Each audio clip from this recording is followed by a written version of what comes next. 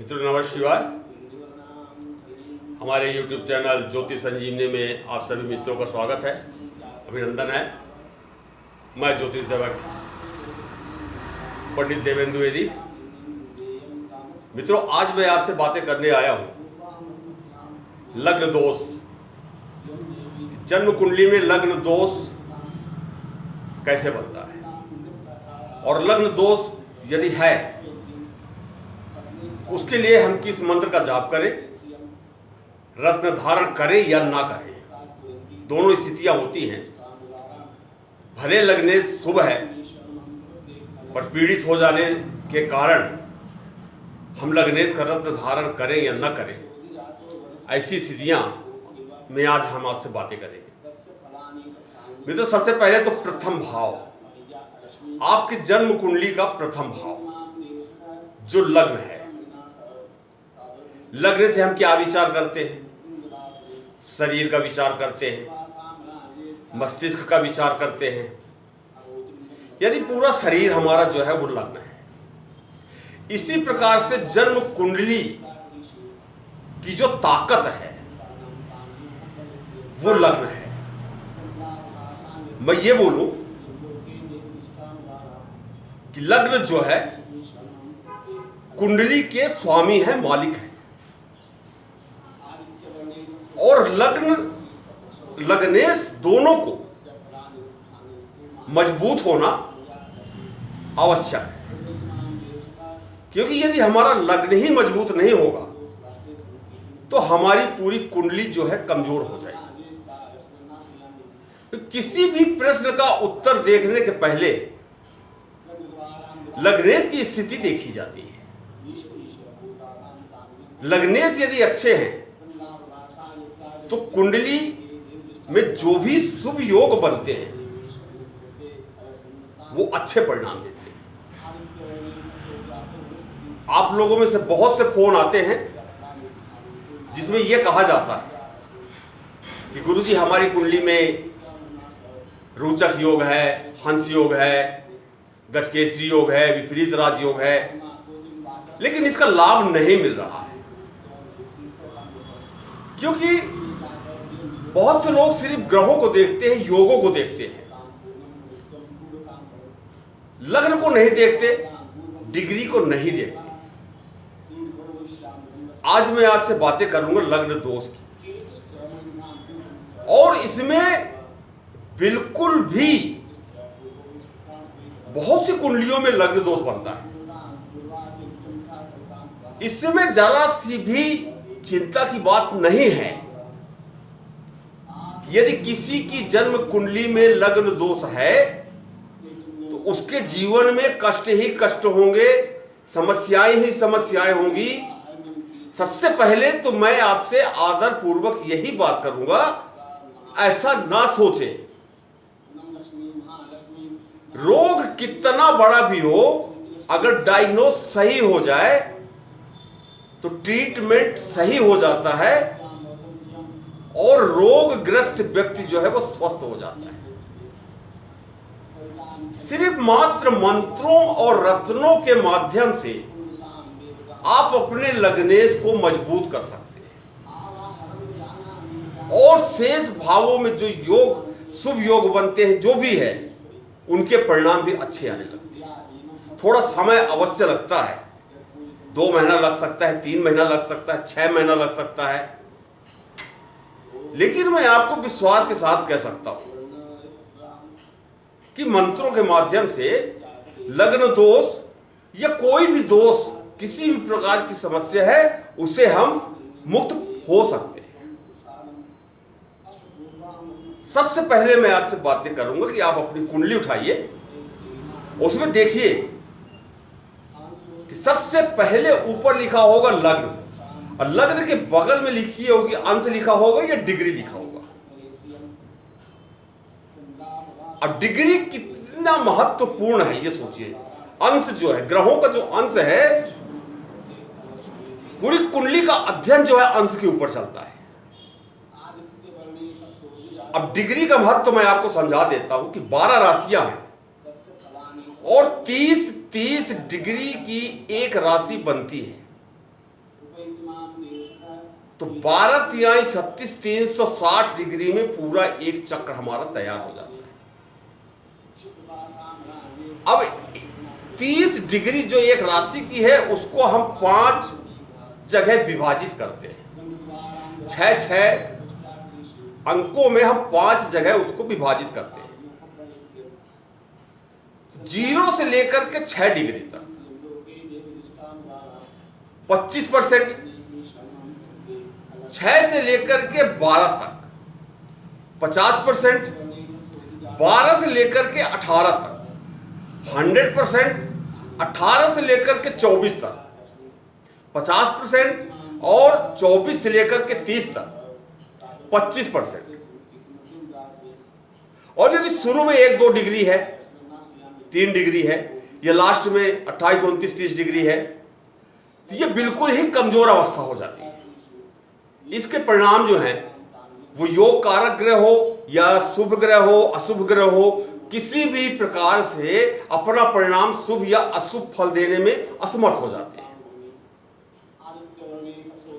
यदि वो मारक ग्रह कमजोर अवस्था में चला गया तो जातक के लिए ये अच्छी बात हो गई, क्योंकि परेशान करने वाला ग्रह है, तो वो परेशान कम करेगा, प्रतिशत के हिसाब से उतना ही परेशान करेगा।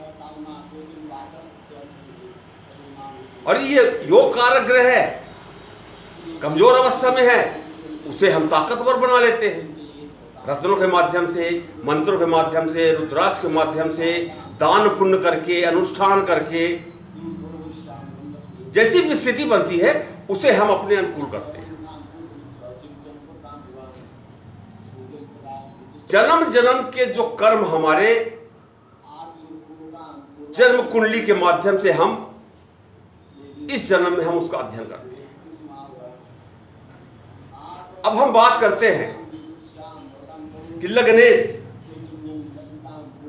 यहां पर जैसे वृश्चिक लग्न की कुंडली है, तो वृश्चिक लग्न के स्वामी, वृश्चिक राशि के स्वामी जो है वो मंगल देव हुए। तो मंगल देव केंद्र भाव या त्रिकोण भाव में होना चाहिए। लग्नेश को शुभ स्थानों में होना चाहिए, स्वयं की राशि या मित्र राशि में होना चाहिए, तो यह शुभ स्थिति हो गई। किस भाव में बैठे हैं हमको यह देखना है। और यहीं पर दोष कैसे बन जाता है। ये लग्नेश जन्म कुंडली के 6ठे, 8वें और 12 भाव, ये 3 भाव हैं त्रिक भाव। 6ठा भाव, 8वां भाव और 12 भाव। यदि लग्नेश इन भावों में बैठ जाते हैं तो ये लग्न दोष बन गया, क्योंकि लग्न अपने आप में पीड़ित हो गए, समस्या आ गई। अब लग्न दोष एक पॉइंट तो ये हुआ। दूसरा बिंदु जो है, लग्नेश को अपनी नीच राशि में किसी भी भाव में नहीं होना चाहिए। यदि यहां पर धनु लग्न की कुंडली होती या मीन लग्न की कुंडली होती, तो धनु और मीन लग्न के, धनु और मीन राशि के स्वामी गुरु बृहस्पति हो गए, और गुरु बृहस्पति अपनी नीच राशि अर्थात मकर राशि में किसी भी भाव में न हो। अगर रहेंगे तो नीच राशि कहला जाएगी। इसी प्रकार से यहां पर लग्नेश जैसे मंगल है, तो मंगल देव को अपनी नीच राशि चंद्र की कर्क राशि में नहीं होना चाहिए। यहीं पर मैं आप एक बात और करना चाहूंगा कि रत्नों में लोगों का बड़ा विश्वास है, मंत्रों में बड़ा विश्वास है, और यदि किसी की जन्म कुंडली में लग्न दोष है, लग्नेश 6, 8, 12 में है, या लग्नेश अपनी नीच राशि में है, तो ऐसी स्थिति में लग्नेश का जो भी रत्न हो, धनु लग्न की कुंडली होती तो पुखराज हो जाता, यहां वृश्चिक लग्न की कुंडली है तो मूंगा है, मंगल देव का रत्न है। यदि यह स्थिति बनती है कि नीच राशि में बैठ गए और 6, 8, 12 में, तो भूल करके भी लग्नेश का रत्न धारण नहीं करना चाहिए। कुछ अज्ञानता में या किसी ने बता दिया, हजारों रुपए लोग खर्च कर देते हैं कि स्थितियां हमारे अनुकूल हो, हमारा समय अच्छा हो, आर्थिक, मानसिक, शारीरिक, व्यवसायिक वृद्धि हो, किंतु उल्टा हो जाता है। क्योंकि जब हम रत्न धारण करते हैं लग्नेश का, लग्नेश जब पहले से पीड़ित है, 6ठे, 8वें, 12वें भाव में बैठे हैं, नीच के हैं, तो इसका अर्थ यह होता है कि हम लग्नेश को मजबूत तो कर रहे हैं, लग्नेश बली तो हो रहे हैं, लेकिन बैठे कहां हैं? रोग, शत्रु, कर्ज के भाव में, तो रोग, शत्रु, कर्ज को बढ़ा देंगे। आयु मृत्यु के भाव में तो रोग दे देंगे, एक्सीडेंट के चांसेस बढ़ जाएंगे, बीमारी भी हो सकती है। द्वादश भाव में अनायास खर्चा, कहीं गाड़ी का खर्चा आ गया, कहीं बीमारी का खर्चा आ गया, किसी को पैसे दे दिए तो वापस नहीं मिला। मैं तो एक चीज जानता हूं कि हर इंसान को, हर व्यक्ति को सुख, समृद्धि और स्वास्थ्य, 3 चीजें चाहिए, और इन्हीं 3 चीजों के लिए हम पूरी जिंदगी परेशान रहते हैं, समस्याओं के लिए घूमते रहते हैं। पर हम कुंडली के आधार पर यदि इन 3 चीजों का ध्यान रखते हुए अपने लग्न को मजबूत कर ले, सही रत्न धारण कर ले, सही मंत्रों का सहारा ले ले, तो मेरा ऐसा मानना है कि 70 से 75% समस्याएं जो है अपने आप समाप्त हो जाती हैं। तो इस बात का ध्यान रखें कि लग्नेश 6, 8, 12 में बैठ गए हैं या अपनी नीच राशि में है, तो भूल करके भी आप उसका रत्न धारण न करें। मात्र, केवल मात्र मंत्र, जो लग्नेश का मंत्र हो, वैदिक मंत्र हो या लग्नेश का बीज मंत्र हो, एक निश्चित संख्या है इनकी, जप की संख्या है, उसको जो है आप स्वयं करें। 1 माला, 3 माला, 5 माला, या बिना माला के भी कर सकते हैं। कुछ दिन, 21 दिन, 25 दिन, 27 दिन, जो आपके आचार्य, जो आपके शास्त्री, जो आपके ज्योतिषी कहें, उसके अनुसार आप मंत्र स्वयं जो है जप करें। किसी प्रकार की कोई पूजा नहीं, कोई माला नहीं, एक निश्चित स्थान में बैठ करके आप जप कर सकते हैं। बिना 1 रुपए खर्च किए भी आप समस्याओं से बाहर आ सकते हैं। और हैं, बहुत से लोग हैं जो मुझसे जुड़े हैं और वो आज ईश्वर की कृपा उनके ऊपर है। इस बात का अवश्य ध्यान रखिए। लग्नेश को मंत्रों के माध्यम से आप मजबूत बना सकते हैं। और एक कारण और है जिससे लग्न दोष बन जाता है। लग्न जिस भाव में बैठा हो, लग्नेश जिस भाव में बैठे हो, उस भाव में उसके आगे और पीछे राहु, शनि या केतु, शनि न हो, क्योंकि पाप कर्तरी दोष हो जाता है, पाप कर्तरी योग बन जाता है। यहां पर भी लग्नेश जो है पीड़ित हो जाता है। ऐसी स्थिति में भी मंत्रों का सहारा लिया जा सकता है। लग्नेश को अस्त नहीं होना चाहिए। अब यहां 2 परिस्थितियां आती हैं। 12 भाव है, सूर्य के पास जो ग्रह आता है तो एक निश्चित अंश में वो अस्त हो जाता है। अब यहां पर अगर 6, 8, 12 भाव में सूर्यदेव हैं और सूर्यदेव के साथ लग्नेश भी आ गए, तो अब हम इसका रत्न धारण करें कि ना करें? तो बात तो वही हो गई, अस्त भी हो रहे हैं और त्रिक भाव में भी हैं। ऐसी स्थिति में भी रत्न धारण नहीं करना है।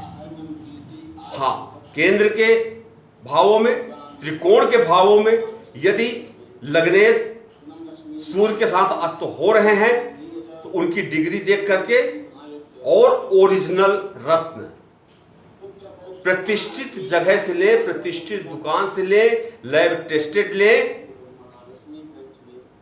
और उसे बनाएं और सिद्ध करके पूजा पाठ, पंचोपचार पूजा पाठ करके, मंत्र जाप से सिद्ध करके और निश्चित समय में जो भी रत्न है उस दिन निश्चित समय में कब धारण करना है आप करें।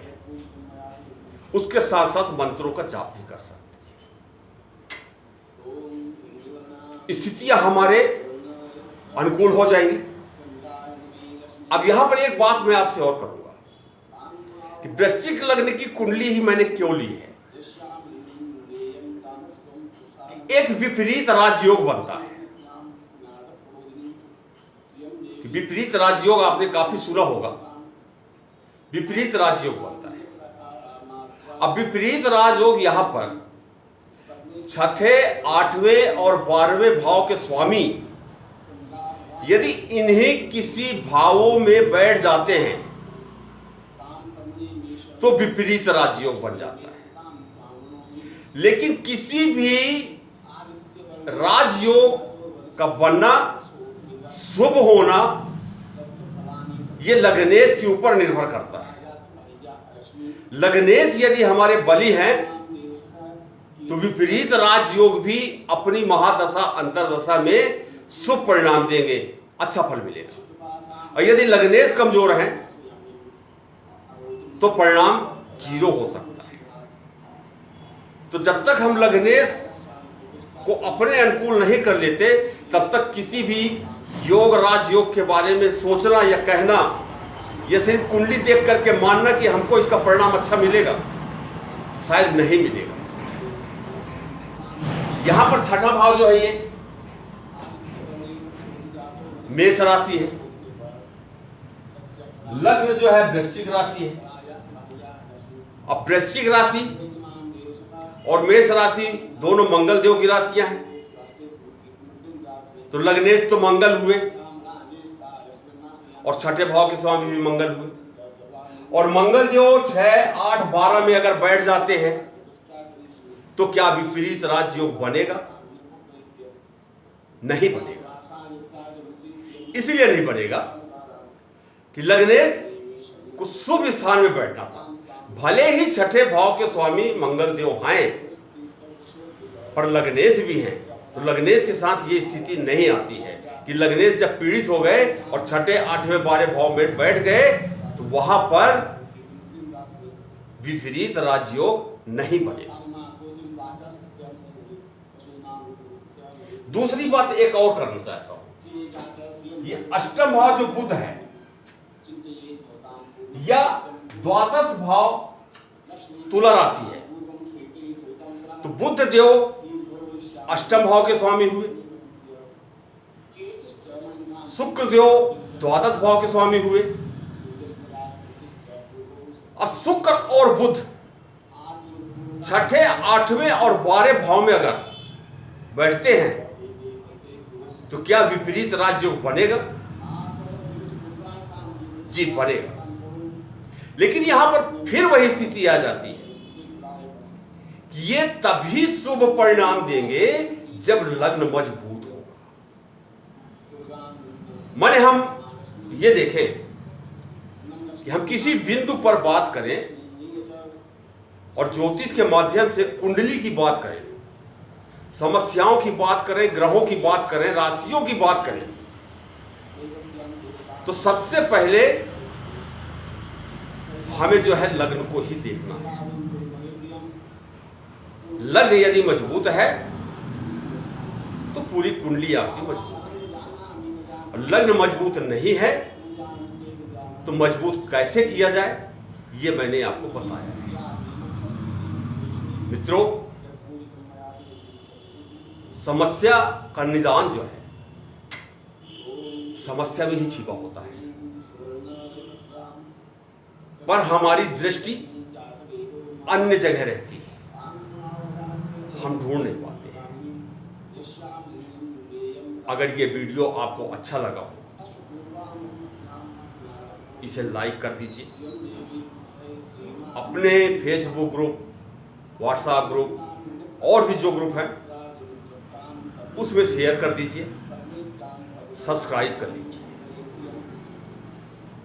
ये ज्ञान औरों तक पहुंचेगा, इसमें आपका कोई धन खर्चा नहीं हो रहा है, कुछ सेकंड लगेंगे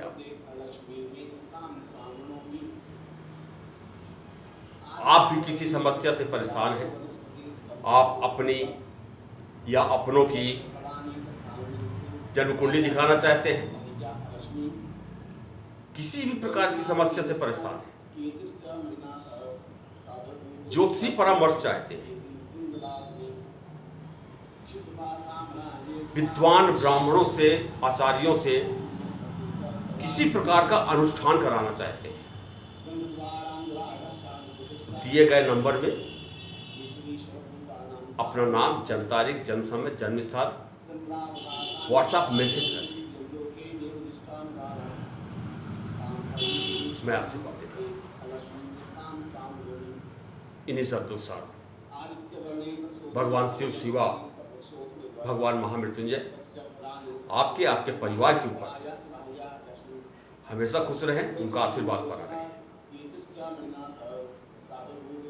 नमस्कार।